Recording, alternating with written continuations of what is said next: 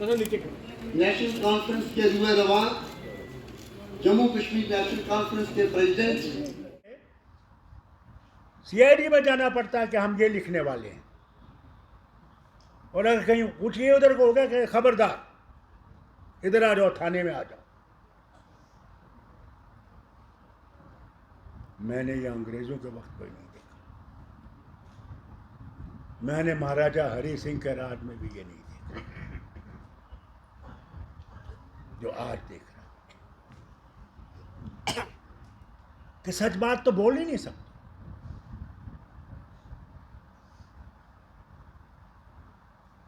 क्या चाहिए? क्या जम्मू वाले पाकिस्तानी हैं, चीनी हैं, क्या है? कुर्बानियां दी हैं यहां के लोगों ने, तब तिरंगा लहरा रहा है। मैं तो कब से तिरंगा मिट गया होता, मगर इनको इनकी कुर्बानी याद नहीं आई। इस मजदूर ने घर छोड़ के वो फैक्ट्री चलाई, कुछ पैदा कर सके, भारत का नाम ऊंचा कर सके। पेंसिल फैक्ट्री आई थी, वो भी बंद, 2 बंद हो गई हैं, 1 चल रही है। आपसे कहते हाँ, 1 चल रही है, एक चला रहे, बाकी बंद। बाकी बंद की है। इसी तरह वो आपकी वो सोइंग मशीन वगैरह बनाते, सिंगर वो अभी 100 आदमी से चला रहे हैं, 100 आदमी से, बाकी देखिए। सब गया। उनने पहले बंद कर दिया, हाँ, 11 महीने बाद हमने मुकदमा कर फिर दिया। भीलवाड़ा सबसे बड़ी फर्म। बड़ी फर्म थी। कितने ही हमारे मजदूर उससे आबाद थे, आज कहीं नहीं। भारत बक्स में कम से कम 400 मजदूर था, वो भी बंद। भैया मैं आपसे एक गुजारिश करूंगा, अब पंचायत इलेक्शन आने वाले हैं, उसके बाद डीडीसी इलेक्शन आने वाले हैं, वीडीसी इलेक्शन वाले आने हैं, जो लोकल बॉडीज के इलेक्शन आने वाले हैं। मैं पहले इन लीडरों से कहना चाहता हूँ जहाँ स्टेज पे बैठे, तुम में से अगर कोई भी ये समझता है कि मैंने इलेक्शन लड़ना है, पहले अपने वार्ड में मुझे दिखाओ पर जीत कर कि तुम कोई वार्ड जीत सकते हो। मैं तो कल नहीं कहना फारूक अब्दुल्ला हमें सीट दो, फारूक अब्दुल्ला आपको सीट देने के लिए तैयार नहीं है। मैं आज ये कह देता, पहले दिखाओ मुझे कि तुम इन गरीबों के साथ खड़े हो और या तुम्हारे गरीब तुम्हारे साथ हैं, मुझे दिखाओ। और बेहतर है कि क्यों ना वो ना पढ़ाई क्यों ना हो, मगर लोग उसके साथ हों और वो लोगों के लिए आवाज बुलंद कर सके, उसको लाइए जो भगवान के सिवा किसी से नहीं डरे। याद रखना, जिंदगी और मौत सिर्फ उसके हाथ में है, जिंदगी और मौत किसी और के हाथ में नहीं है। बेहतर है कि सच बोलो और सच बोल के मरो, स्वर्ग मिलेगा। झूठ बोल के मरोगे तो नर्क में मरोगे, वहीं बैठो। हिम्मत करो। क्या है, हम कोई प्रोपेगेंडा नहीं करते हैं कि मुल्क के खिलाफ करेंगे, नहीं। हमने बसता मुल्क के साथ है, रहना इनके साथ, मरना इनके साथ। हमने चीन के साथ नहीं मरना, पाकिस्तान के साथ नहीं मरना, हमने भारत के साथ मरना। इसे हमारी आवाज सुनो, हमारे गरीब की आवाज सुनो, उसका हाल क्या है। वो घर में मर रहा है और तुम लोग दफ्तरों में बैठ के ऐश कर रहे हो, पार्टियां दे रहे हो, विस्कियां पी रहे हो, इनका खून पी रहे हो।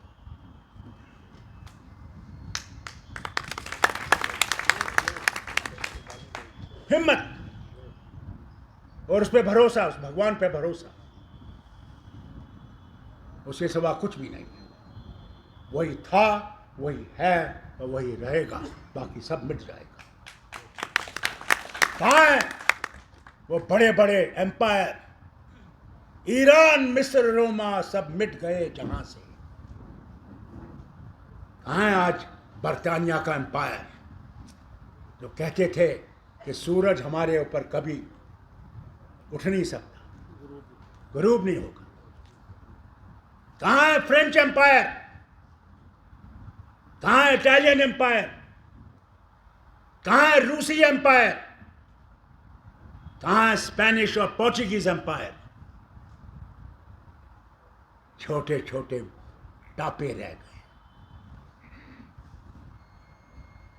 आजाद हो गई दुनिया। मगर अफसोस, आजाद होके हमने जो करना था वो नहीं किया, शैतान की तरफ ज्यादा गए, ईमान की तरफ कम गए। क्या है? जीना हम सब ने है।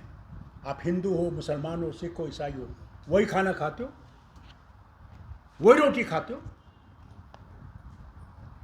वही चावल खाते हो, वही दाल, वही मसाला, फर्क क्या है? और जब मरते हो क्या तुम दूसरी तरीके से मरते हो और दूसरा धर्म वाला दूसरी तरह से मरता है?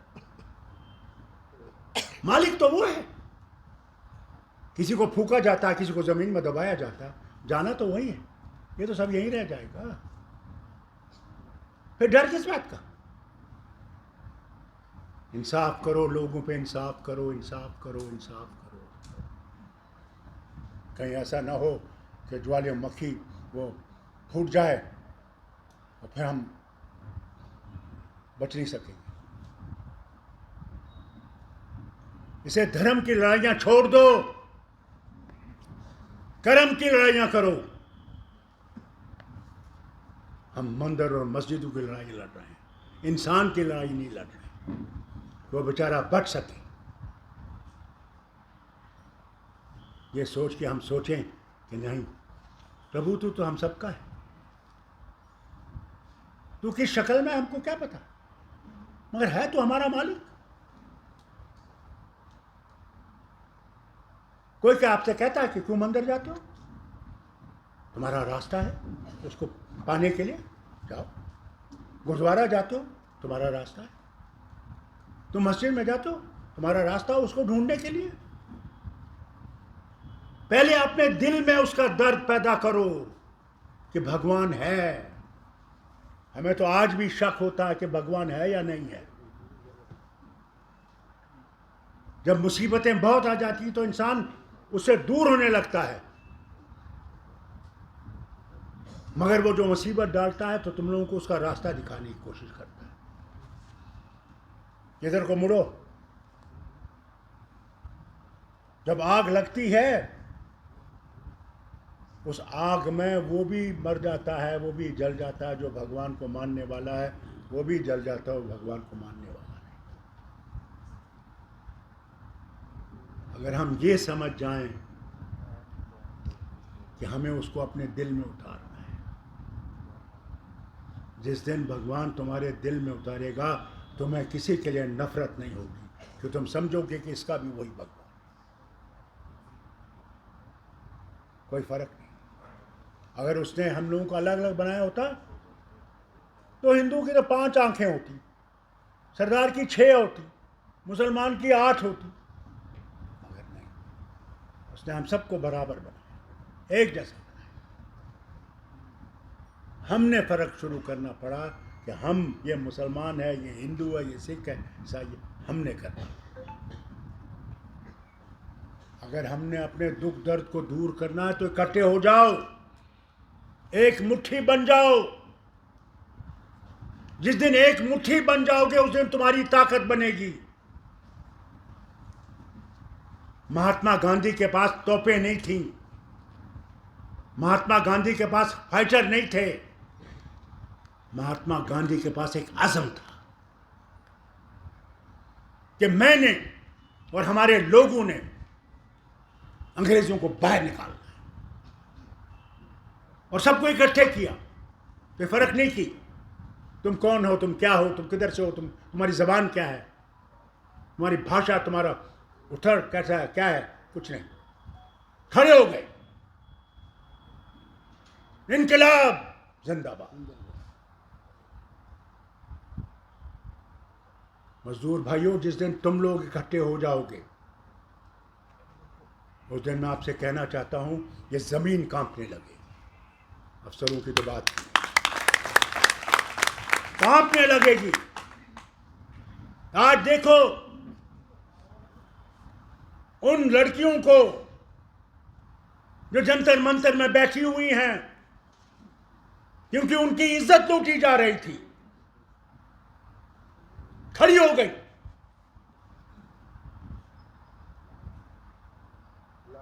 हिम्मत से खड़ी हो गई कि मर जाएंगे मगर हम मुकाबला करेंगे। खड़े हो गए। वो मेरी भी बेटी है, आपकी भी बेटी है, मेरी भी बेटी है, आपकी भी बहन है।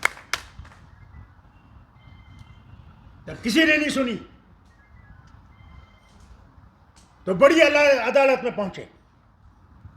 मुबारक हो सुप्रीम कोर्ट को, मैं मुबारक करता हूं। उन्होंने सुनी उनकी बात और कहा एफआईआर लगाओ इस पे।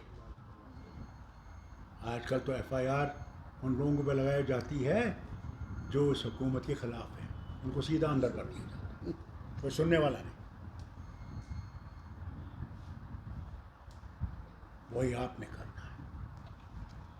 इसलिए आप में वो हिम्मत आएगी जिस तरह इन बेटियों में आई, तुम सरकारों को हिला दोगे, तख्त मिटा दोगे, उसकी तरफ चलो। वो तब आएगा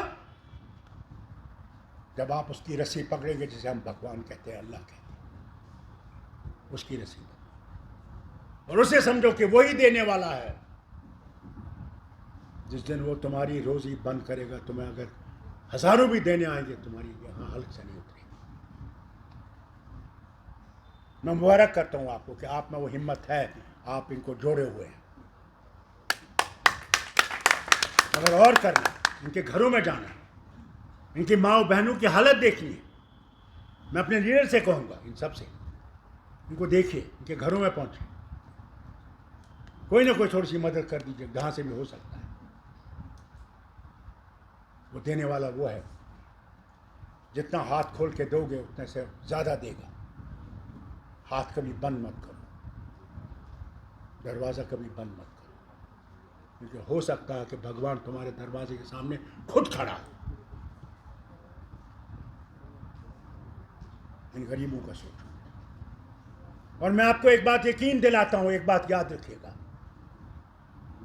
अगर उसने हमें हुकूमत लाई, मैं वादा करता हूं आपसे कि 1 महीने के अंदर अंदर आपके मसले हल नहीं होंगे। फारूक अब्दुल्ला छोड़ दो।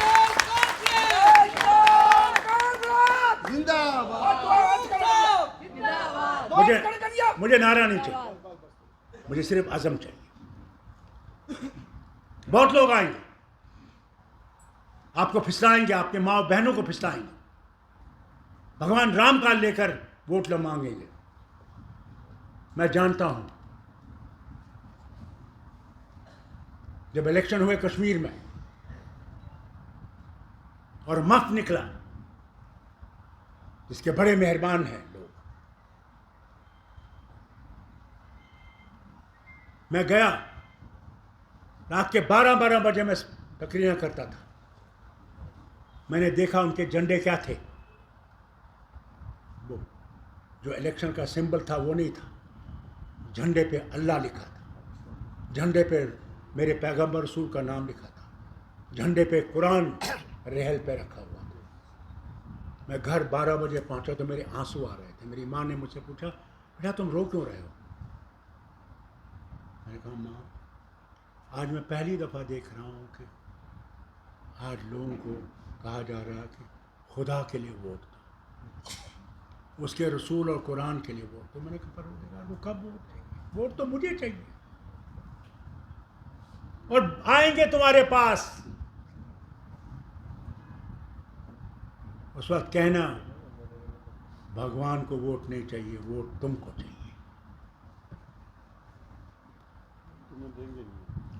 और याद रखना, ये बड़ी बड़ी ट्रिकें खेलेंगे,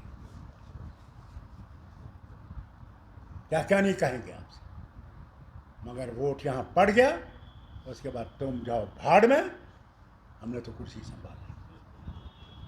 ये याद रखना, ये ना हो कि जब फारूक तुम्हारे सामने कल आएगा मैं कहूंगा कि नहीं मैंने तुमसे कहा था ये होगा, तुमने माना नहीं। मैंने इनसे पिछले इलेक्शन में भी यही कहा, मगर लोग समझते थे नहीं ये तो लफंगा बेकार का, ऐसे बोल। जब आप तुम लोग पिस रहे हो ना, धड़ाधड़ पिस रहे हो, अब तुम लोगों को याद आ रहा है कि उनने वादे क्या किए थे और किया क्या।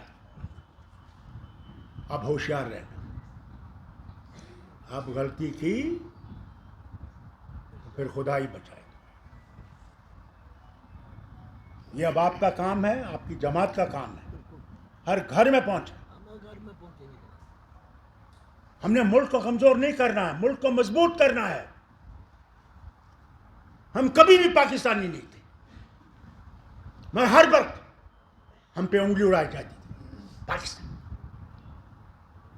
अरे हमने पाकिस्तान जाना होता तो 47 में चले गए होते, सारा पाकिस्तान में चला गया होता, हिंदू यहां से भाग गया होता। उस वक्त नेशनल कॉन्फ्रेंस और शेख अब्दुल्ला था, तो कभी मत भूलो। उसने कहा नहीं, हमें रहना है तो भारत के साथ रहना है। किस भारत के साथ? जिसमें सब बराबर हो, कोई बड़ा नहीं, कोई छोटा नहीं, कोई धर्म ये नहीं, कोई धर्म वो नहीं, सब धर्म बराबर। उस भारत को मनाना है,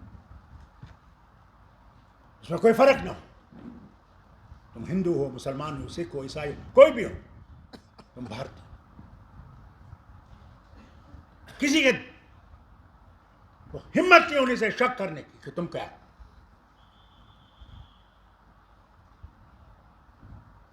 वो भारत बनाना है,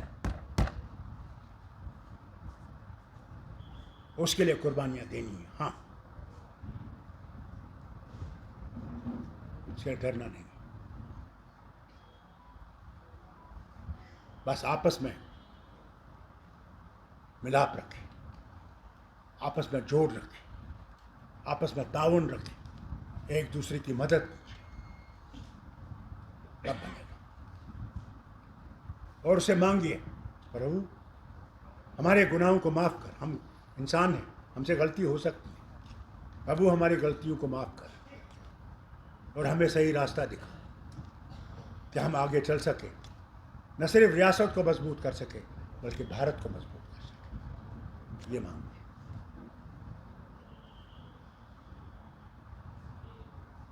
इन्होंने G20 की मीटिंग रखी। G20 की मीटिंग कहाँ रखी? लद्दाख में, चीनियों को दिखाने के लिए कि लद्दाख हमारा है।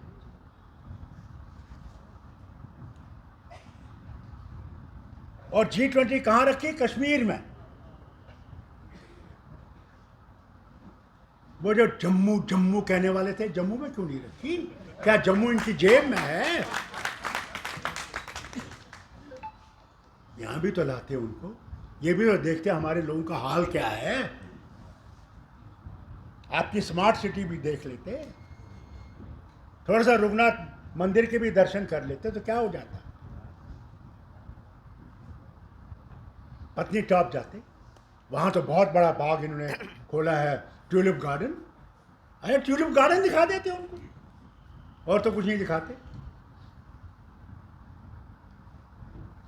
मगर नहीं, और जम्मू के मेहरबान लीडर जम्मू जम्मू जम्मू, उनके मुंह पे ताला लगा। वो भी थोड़ी सी डोगरी सुनते, थोड़े से डोगरी गाने सुनाते उनको। वो सिपाहिया, क्या सिपाहिया? भला सिपाहिया डोगरिया। डोगरिया क्या, हम भी देखते उनको नाचते हुए उनके साथ। क्या बात थी? उनको भी पता लगता कि भाई डोगरी भी एक जबान है और डोगरा भी एक इलाका है।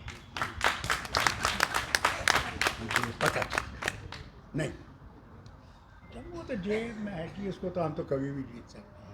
क्या बोल रहे हैं, राम खतरे में है।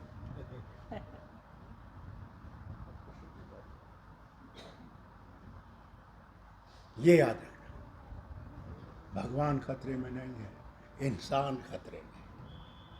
हमारा किसान खतरे में है, हमारा मजदूर खतरे में है, हमारा बेटा और बेटी पढ़े लिखे बेकार पड़े हुए हैं। ये मैं तो यही प्रार्थना करता हूँ कि प्रभु हम लोगों को इन मुश्किल से निकाले, आप लोगों के लिए अच्छे दिन लाए, जैसे कि आप लोग तरक्की कर सकें, आपके घर आबाद हो सके। कमाल देखिए, आपसे तकरीर करते करते मेरा जुकाम ही गायब होने लगा है। कमाल देखो, खुदा की कसम सब दुआएं कर रहे हैं है, आप ईमानदार से कहते हैं, मुझे लगता है कि मेरा जुकाम खत्म हो गया। सारी लेबर आपको दुआ देती है। मैं तो जनाब अभी जहाज पे चढ़ूंगा का जिंदाबाद। बहुत बहुत शुक्रिया आपका, आप